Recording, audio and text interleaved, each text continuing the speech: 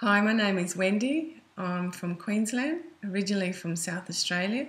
We shifted up here in January 2008 and then I got diagnosed in the August with invasive ductal carcinoma stage 3. I'm going to share with you today how I got my kids and family involved with me while I went through chemo and how we all coped. There's two issues that I experienced that I want to share with you. One is telling my kids that I had chosen to do chemo. So the second issue is coping with family members that weren't dealing with it, with me going through chemo. My children were 15, 13 and 8. Telling the children was quite difficult, but my husband did a lot of that. The five of us would sit down and talk together and we would explain why I was going through the chemo to make me feel better, but we wouldn't go into that much in depth with it all.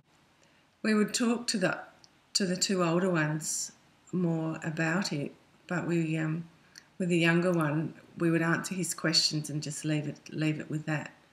Until he wanted to know more, he would ask. They would ask Trevor questions at any time, and he was so good to answer them for them, and they would leave me to concentrate on getting better, and they would ask me questions at certain times, but if the harder ones, they would always go to Trevor. He was good at that.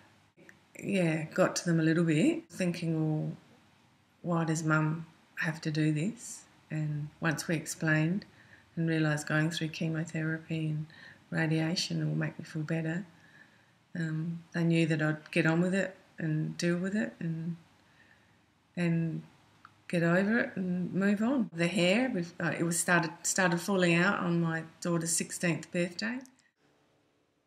So I wanted to involve the kids to make them feel a part of it and to feel comfortable with it.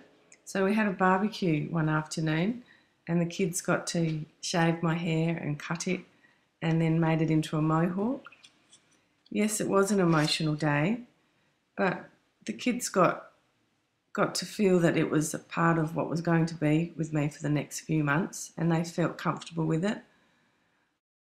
Some of my cuttings, I sent 3 envelopes back to South Australia with it. I think that's a good idea to remember, is cut some of your hair off and send to some of your loved ones as a remembrance. Yeah, my 2 girls, we went shopping and looking at wigs, and my 2 girls would help me out with my bandanas or my scarves, and you sort of had to look the trend with what you were wearing, and they would help you. But at the end, I just loved being bald too. It didn't worry me wearing a wig or a bandana or a scarf, especially the hot days. But it was beautiful. I actually loved being bald, and the kids didn't worry them either. I mean, friends would come over and I didn't worry. I'm rushing around and getting a scarf or put my wig on. That's my mum, and she's had cancer and she's getting better.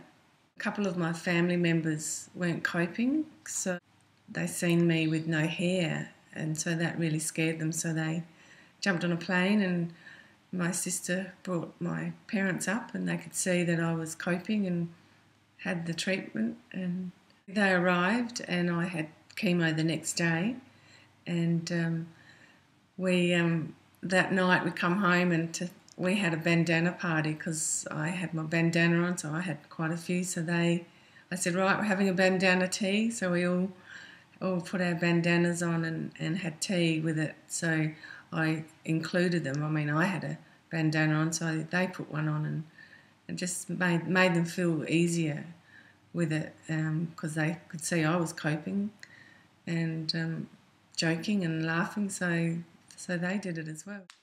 It was the best thing for them to come up and see me in person so they could see that I was coping.